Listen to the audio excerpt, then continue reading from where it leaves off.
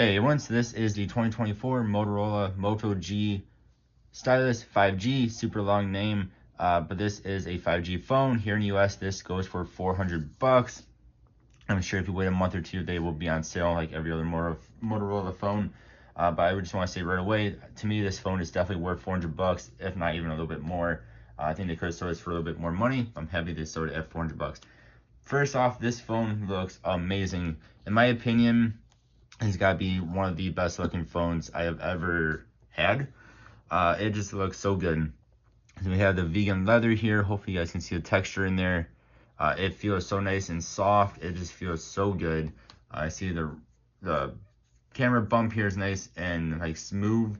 It looks so good. You have the silver Motorola symbol. The outer edge is all silver. I think adds a very premium look to this very premium looking phone.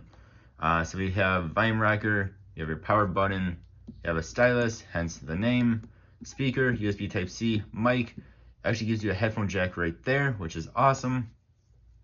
Then over here we have our SIM card as well as a micro SD card slot. Again, awesome. I don't get that on too many phones these days. And then you have another mic up top there, and of course you have a front-facing camera right there. But again, I just want to say how much I love the way this phone looks. It just looks so good. And a little bit more expensive, about $150 more. The Edge also has that vegan leather to it, but this one is, of course, in black.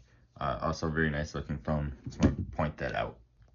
And as far as some specs go real fast here, dimension-wise, you're talking 6.4 inches tall, 2.94 inches wide, and 0.33 inches thick. Here, this weighs 190 grams, which it doesn't feel that bad in hands whatsoever. It's a pretty light phone, considering it is a 6.7 inch P OLED display. And we'll come back to this display in just a moment, but the display is amazing as well. 120 hertz refresh rate if you want to use it, and then 1200 nits peak brightness, which is pretty good for a phone at $400. And the PPI resolution here for the display is 395, which again is pretty dang good. This has a Snapdragon 6 Gen 1 in it, and again, I have no complaints about the performance of this phone. Then we have an octa-core, well, it's an octa-core processor in it, and then the GPU is an Adreno 710. You can either get 128 gigabytes or 256 gigabytes. Again, that is expandable, and then both of them will have 8 gigabytes of RAM. Camera wise, you have a 50 megapixel camera, then you also have a 13 megapixel ultra wide camera. And then on the front here, which is kind of crazy, it actually gives you a 32 megapixel front facing camera. That is pretty dang good for a front facing camera. Charging wise, real fast, this can do 30-watt charging, which again for $400 is really good. Or if you do wireless, it can do 15 watts, which again is really good. Then quickly, I want to talk about this display. Again, this is a OLED display. Very, very nice display.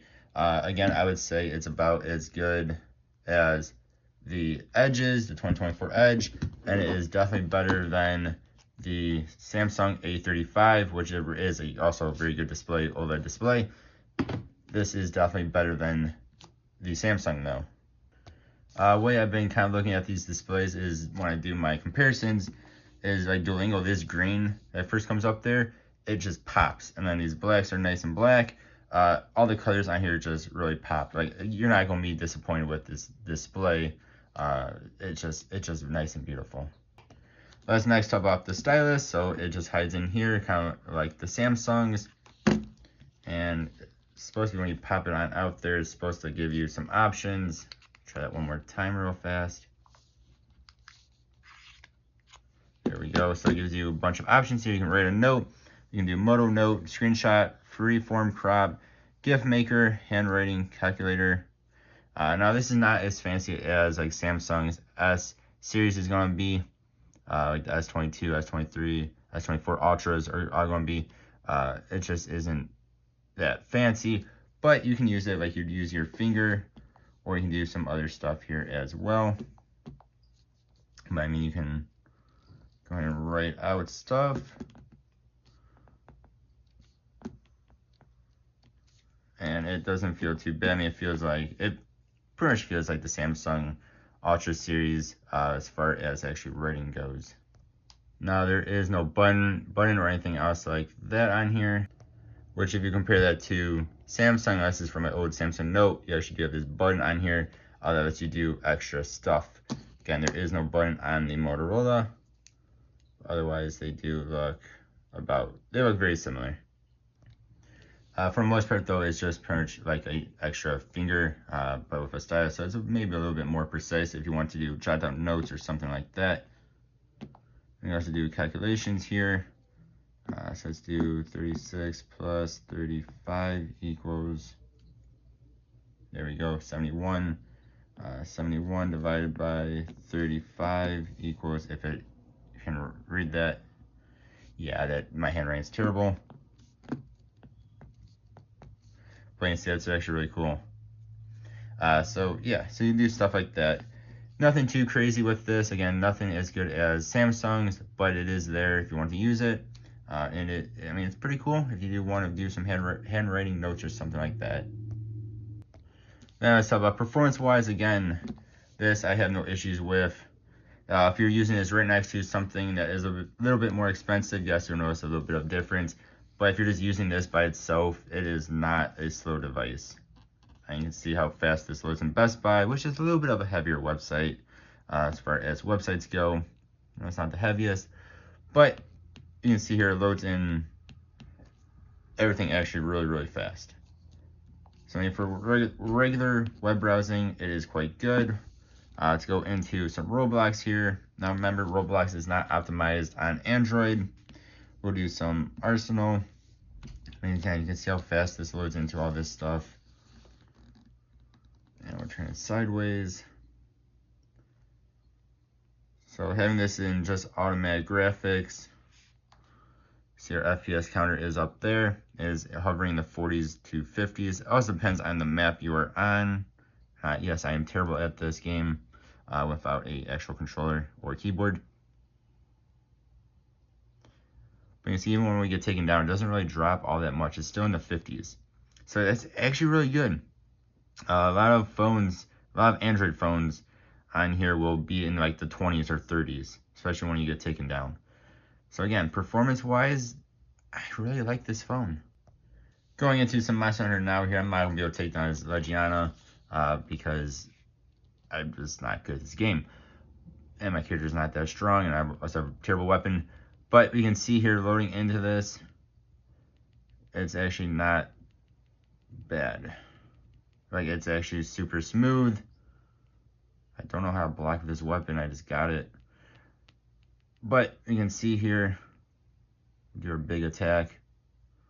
Like, there's no frame rate drops or anything like that. We're gonna get taken, nope. You can see it, again, nice and smooth. No issues, we'll get taken down here.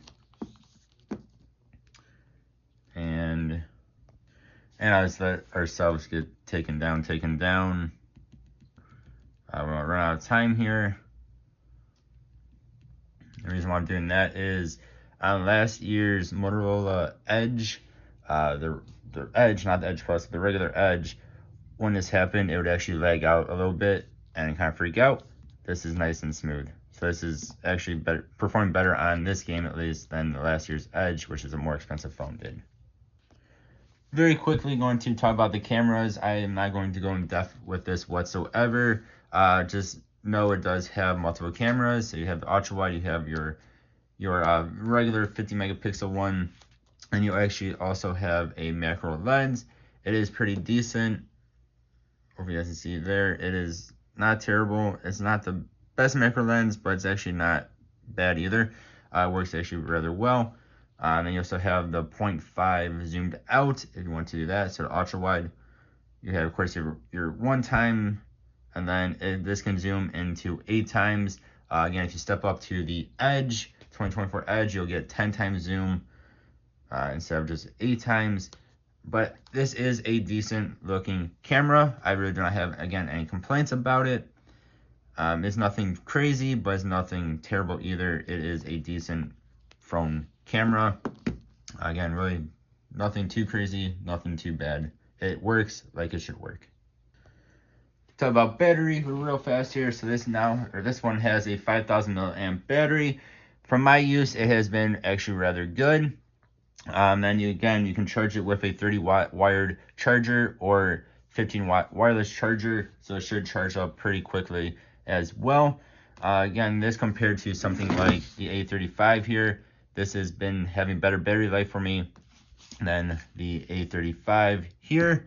And then compared to like the Edge, it is, I would say, about the same. The Edge might be a tiny bit better from my usage, but again, both of these have about 5,000 milliamp batteries. Again, battery life has been no problem for me whatsoever. As far as security goes, you can set up, of course, you can set up your PIN for it. This does have a fingerprint sensor on it, and it also has a Face ID on it. Again, I have no issues with them. I'm sure they're not going to be as good as, say, Apple's. I know Apple has like one of the best, especially Face IDs in the business. But this works. I'm sure, again, it's not going to be as secure as Apple. But again, I've had no issues with them whatsoever. Besides from those sensors, you also get a proximity sensor, a Hall effect sensor, and I'm not sure what that one is. Of course, you have the ambient light sensor. You have a accelerometer, gyro sensor, magnetometer, compass, and parameter. So it has a whole bunch of crazy stuff on here. Again, for being a $400 phone, this phone has a lot of stuff on it. Mine has 256 gigabytes of storage and 8 gigabytes of RAM, and it all just works very well. One more time, it does have the Snapdragon 6 Gen 1 in it, and again, I've had no issues whatsoever with it.